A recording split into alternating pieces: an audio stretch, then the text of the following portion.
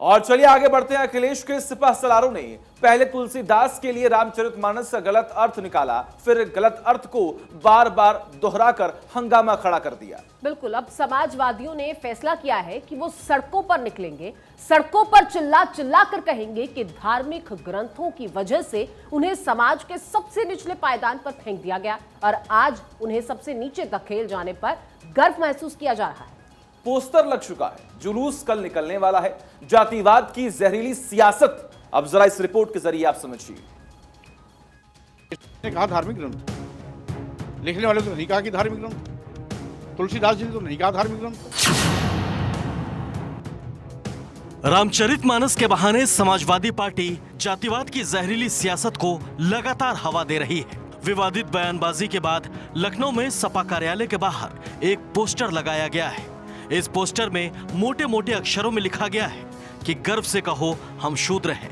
UP की सियासत में रामचरितमानस को लेकर के विवाद लगातार आगे बढ़ते जा रहा है और खास बात यह है कि इस बात में लगातार बयानों से जिस तरीके से आग में घी पड़ने का काम हो रहा है, वो कहीं ना कहीं उत्तर प्रदेश की सियासत में एक नया कोना अख्तियार कर रहा है।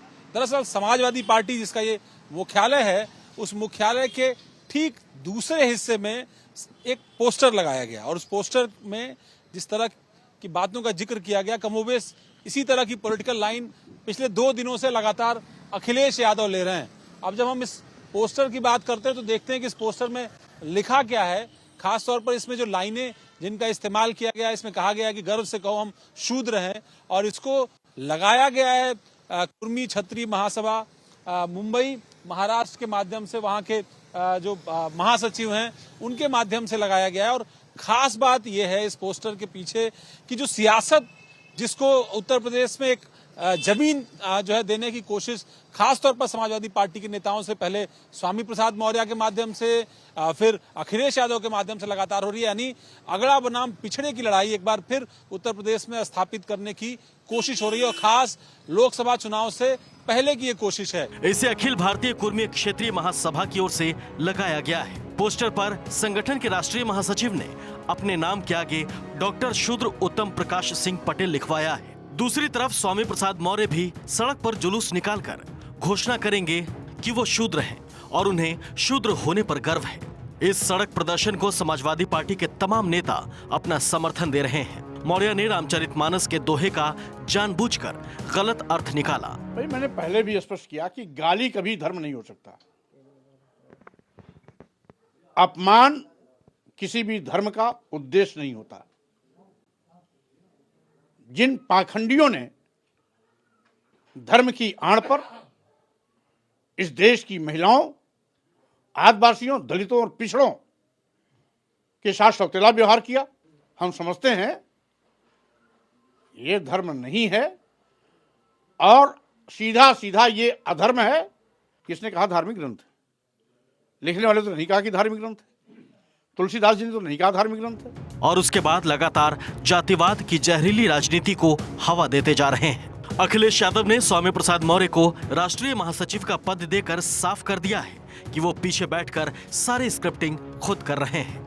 सपा मुखिया ने जिस तरह मौर्य का बचाव किया और योगी आदित्यनाथ से शूद्र और मानस के दोहों की व्याख्या की मांग की है, वो साफ दिखाता है कि समाजवादी अब जातिवाद को केंद्र में रखकर ही सियासत करने वाले हैं। मैं आपसे कह रहा हूं, धार्मिक ग्रंथ के खिलाफ कोई नहीं है, ना मैं खिलाफ हूं। भगवान श्री राम के खिलाफ कोई नहीं है, रामचरितमानस के खिलाफ कोई नहीं है। हमसे बोलो रामचरितमानस के खिलाफ नहीं है। मुख्यमंत्री अगर योगी न होते, धार्मिक स्थान से वहां आए होते तो शायद वो सवाल मैं न पूछता उनसे, लेकिन क्योंकि वो योगी भी हैं और धार्मिक स्थान से उठ करके सदन में आए हैं, वो बात मैं आपसे नहीं पूछूंगा। मैं ये कहूंगा कि वो चौपाई एक बार हमें पढ़ के सुना दो। क्या आप पढ़ के सुना सकते हो? मुझे बताओ। और फिर मैं मुख्यमंत्री जी से पूछने जा रहा हूं कि मैं शूद्र हूं कि नहीं हूं। सपा नेता स्वामी प्रसाद मौर्य ने एक नया ट्वीट किया है जिसमें उन्होंने धर्माचार्यों पर ही सवाल उठा दिए हैं। वहीं मौर्य पर अखिलेश की मेहरबानी पर पलटवार करते हुए यूपी के डिप्टी सीएम केशव प्रसाद मौर्य ने भी ट्वीट किया है। जिसमें उन्होंने लिखा है कि वो अपने मकसद में कभी कामयाब नहीं होंगे। जब ये बिहार से लड़ाई शुरू हुई, वहां के शिक्षा मंत्री ने बयान दिया रामचरितमानस को लेकर के, और फिर उस आग में घी डालने का काम किया स्वामी प्रसाद मौर्य, समाजवादी पार्टी के नेता। अभी करीब 48 घंटे पहले उनको पार्टी ने राष्ट्रीय महासचिव बना दिया। तो ऐसे में उस बयान को कहीं ना कहीं ताकत मिलती है, और वो ताकत उत्तर प्रदेश की सियासत में उस दौर में जब योगी आदित्यनाथ कभी राजस्थान जाते हैं, कभी महाराष्ट्र जाते हैं, तो वो सनातन धर्म की बात करते हैं, उसकी पैरवी में लगातार मजबूत बातें कहते हैं। वहीं दूसरी तरफ अखिलेश यादव इस लड़ाई को ओबीसी बनाम अगड़े की लड़ाई में परिवर्तित करना चाहते हैं। दरअसल ये उत्तर प्रदेश की सियासत में 2024 से पहले के समीकरणों का द्वंद्व है, जो कहीं ना कहीं अब जमीन पर दिखाई पड़ रहा है। विजुअलिस्ट रोशन के साथ अवनीश विद्यार्थी, लखनऊ, भारत 24। और चलिए अब आपको बिहार लिए चलते हैं, जहां उपेंद्र कुशवाहा ने सरेआम यह ऐलान कर दिया है कि वो झुनझुना पाकर खुश होने वाले बिल्कुल नहीं। उन्हें उसी तरह अपना हिस्सा चाहिए जैसे 1994 में गांधी मैदान पर नीतीश ने लालू यादव से अपना हक मांग लिया था। बिल्कुल पूरी तरह से खुलकर मैदान में उतरे कुशवाहा ने एक के बाद एक गंभीर आरोप नीतीश कुमार पर लगाए हैं। ये रिपोर्ट के जरिए देखिए और समझिए पूरी खबर।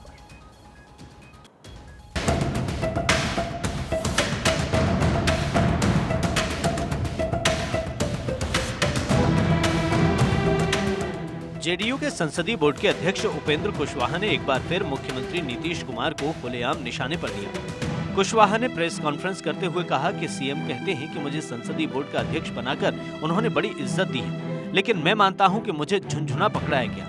उपेंद्र कुशवाहा ने आरोप लगाया कि मुझे सिर्फ पद दिया गया, कोई अधिकार नहीं मिला। हमको दिख रहा था उसी वक्त से कि अति पिछड़ा समाज के लोगों में थोड़ा जो आकर्षण पार्टी के प्रति था वो आकर्षण घट रहा है।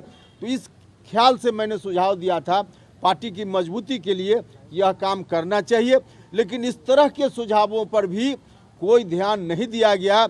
और स्थिति आपके सामने है। इतने दिनों में 2 वर्षों में जो लोग भी भेजे गए राज्यसभा में या विधान परिषद में भेजे गए, ठीक भेजे गए, लेकिन उसमें एक भी अति पिछड़ा समाज का कोई व्यक्ति नहीं जा पाया। यह सुझाव मैं बार बार दे रहा था, जो नहीं हो पाया। अब इस स्थिति में यह कहना कि पार्लियामेंट्री बोर्ड का अध्यक्ष बना करके हमने बहुत इज्जत दे दी, पार्लियामेंट्री बोर्ड का अध्यक्ष होने से जब हम लोगों के हितों की रक्षा ही नहीं कर सकते हैं, कभी किसी ज़रूरत पर समय पर जब हमारे सुझाव का कोई मतलब ही नहीं है, सुझाव लेने की बात कभी की ही नहीं जा रही है, तो पार्लियामेंट्री बोर्ड का अध्यक्ष बनना झुनझुना नहीं तो और क्या है। पटना में अपने आवास पर प्रेस कॉन्फ्रेंस के दौरान कुशवाहा ने कहा कि संसदीय बोर्ड के अध्यक्ष के तौर पर मुझसे पार्टी ने कभी कोई राय नहीं ली। किसी चुनाव में उम्मीदवारी पर चर्चा तो दूर की बात है। उपेंद्र कुशवाहा ने कहा कि संसदीय बोर्ड के अध्यक्ष के तौर पर पार्टी ने मुझसे कभी नहीं पूछा कि किसे उम्मीदवार बनाएं। कुशवाहा के मुताबिक उन्होंने कई बार सामने से जाकर सुझाव दिया, लेकिन उस पर भी कभी ध्यान नहीं दिया गया। उपेंद्र कुशवाहा ने पीसी में एक के बाद एक आरोप लगाते हुए कहा कि नीतीश कुमार को अति पिछड़ा समाज के लोगों पर यकीन नहीं है। उपेंद्र कुशवाहा ने तीखे तेवर दिखाते हुए कहा कि 1994 में लालू और नीतीश में जो हिस्सेदारी हुई थी, आज उन्हें भी उसी तरह अपना हक चाहिए। अधिकांश लोग या तो अपने अपने क्षेत्रों तक उनकी जवाबदेही सीमित रहती है, या माननीय मंत्री भी हैं तो उनके बारे में भी तो आप सब लोगों ने देखा ही है कि किस तरह से उनका अधिकार अपने विभाग में अधिकारी जो हैं वही चलाते हैं। माननीय मंत्री जी का कितना चलता है। अभी से 1.5 साल पहले 2 साल पहले एक बार ट्रांसफ़र का एक मुद्दा आया था, तो अति पिछड़ा समाज के एक माननीय मंत्री जी ने तो इस्तीफा देने तक की बात कर दी थी। तो मंत्री के रूप में एक लीडरशिप का जो रोल होता है उस रूप में कोई लोग नहीं कर पा रहे हैं या नहीं करने दिया जा रहा है, तो किसी एक व्यक्ति को हो सकता है, जो लोग आज हैं अति पिछड़ा समाज के लोग, उन पर बहुत भरोसा मुख्यमंत्री जी को नहीं हो, तो उस रूप में मुख्यमंत्री जी माननीय मंत्री जो हैं अति पिछड़ा समाज के एमएलए एमपी हैं, उनके ऊपर अगर भरोसा नहीं हो तो जिसके ऊपर भरोसा हो उसी को किसी एक व्यक्ति को ला करके राज्यसभा की सदस्यता दे दें। बता दें कि 90 के दशक में लालू यादव बिहार के सबसे बड़े नेता के तौर पर उभरे थे। उनके विरोध में दूर दूर तक कोई नेता नहीं था। 12 फरवरी 1994 को पटना के ऐतिहासिक गांधी मैदान में कुर्मी चेतना महारैली हुई। नीतीश कुमार मंच पर पहुंचे और उन्होंने तत्कालीन मुख्यमंत्री लालू प्रसाद यादव की सरकार के खिलाफ हुंकार भरी। उन्होंने मंच से नारा दिया कि भीख नहीं अधिकार चाहिए। इसके एक दशक बाद नीतीश 2005 में पूर्ण बहुमत के साथ बिहार के मुख्यमंत्री भी बने और आज नीतीश की तर्ज पर ही उपेंद्र कुशवाहा अपना हक मांग रहे हैं। Bureau report, Bharat 24। और उधर गुजरात की एक कोर्ट ने रेप मामले में आसाराम को उम्र कैद कर सजा सुना दी है। सेशन कोर्ट ने इस पूरे मामले में सोमवार को आसाराम को दोषी करार दे दिया था। सजा को लेकर अपना फैसला सुरक्षित जरूर रखा था। और इस मामले में कोर्ट ने सबूतों के अभाव में आसाराम की पत्नी समेत 6 अन्य आरोपियों को बरी भी कर दिया था। आपको बता दें, आसाराम के खिलाफ वर्ष 2013 में एक महिला ने रेप का मामला भी दर्ज कराया था और आसाराम इन दिनों राजस्थान के जोधपुर की जेल में रेप के एक अन्य मामले में सजा काट रही।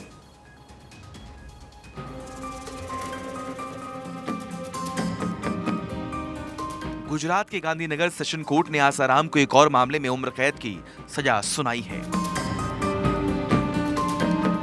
शिष्या से रेप का ये केस 22 साल पुराना था। दरअसल आसाराम पर सूरत की रहने वाली एक शिष्या ने रेप और अप्राकृतिक कृत्य करने का आरोप लगाया था।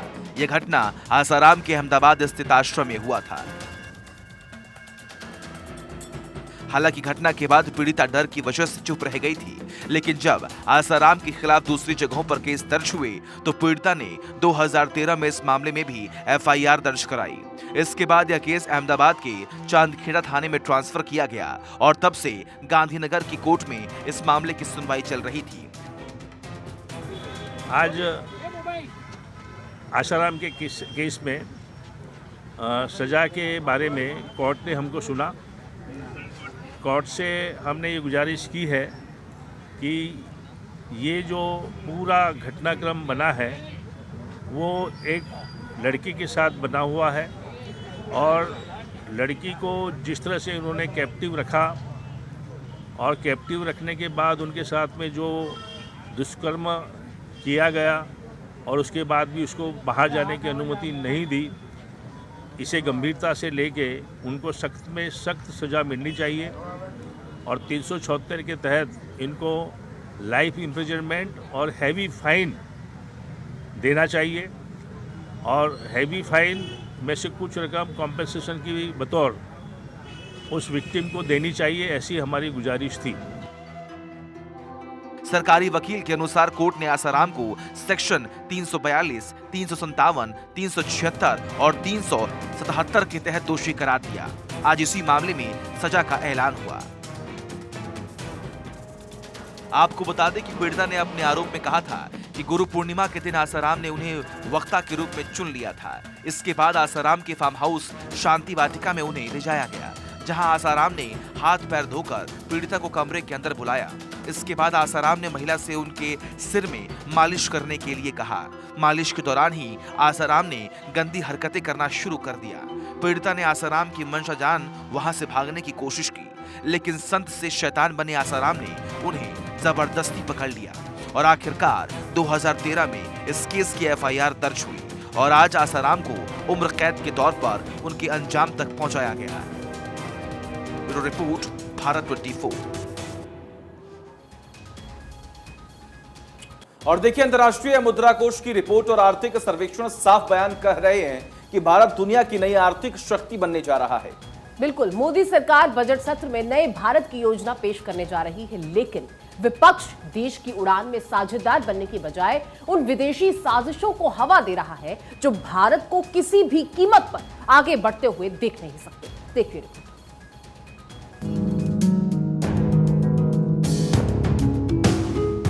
संसद का बजट सत्र आज से शुरू हो गया। वित्त मंत्री निर्मला सीतारमण ने सदन में आर्थिक सर्वे पेश करते हुए 2023-24 में विकास दर 6 से 6.8% रहने का अनुमान जताया। कल फाइनेंस मिनिस्टर वित्त वर्ष 2023-24 का केंद्रीय बजट पेश करेंगी। इस सेशन में एक तरफ केंद्र सरकार विकास की रिपोर्ट थाम राष्ट्र को प्रगति पर ले जाने वाले विजन के साथ सबसे बड़ी पंचायत में उतर रही है, तो दूसरी तरफ विपक्ष ने ऐसे मुद्दों को कसकर पकड़ रखा है जो किसी भी तरह मोदी सरकार को कटघरे में खड़ा करने के लिए पैदा किए गए हैं। सत्र के पहले दिन राष्ट्रपति द्रौपदी मुर्मू ने पहली बार संसद के जॉइंट सेशन को संबोधित करते हुए कहा कि हमें आत्मनिर्भर भारत बनाना है, जहां गरीबी ना हो और मध्यम वर्ग वैभव से युक्त हो। उन्होंने गरीबों को मुफ्त अनाज की स्कीम जारी रखने की बात कही। मुर्मू ने रेहड़ी वालों की बात कही तो 11 करोड़ छोटे किसानों की मदद के लिए 2.25 लाख करोड़ रुपए की सम्मान निधि का भी जिक्र किया। माननीय सदस्यगण, संसद के इस समावेश सत्र को संबोधित करते हुए मुझे हार्दिक प्रसन्नता हो रही है।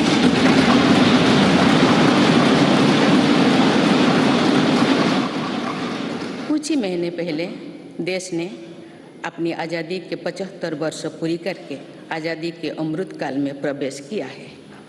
आज़ादी के इस अमृत काल में हजारों वर्षों के गौरवशाली अतीत का गौरव जुड़ा है। भारतीय स्वतंत्रता संग्राम की प्रेरणाएं जुड़ी है और भारत के स्वर्णिम भविष्य के संकल्प जुड़ी है। आज भारत प्राकृतिक खेती को, मिलेट्स की अपनी परंपरा फसलों को प्रोत्साहित कर रहा है। वही नानो यूरिया जैसी आधुनिक टेक्नोलॉजी का भी विकास किया है।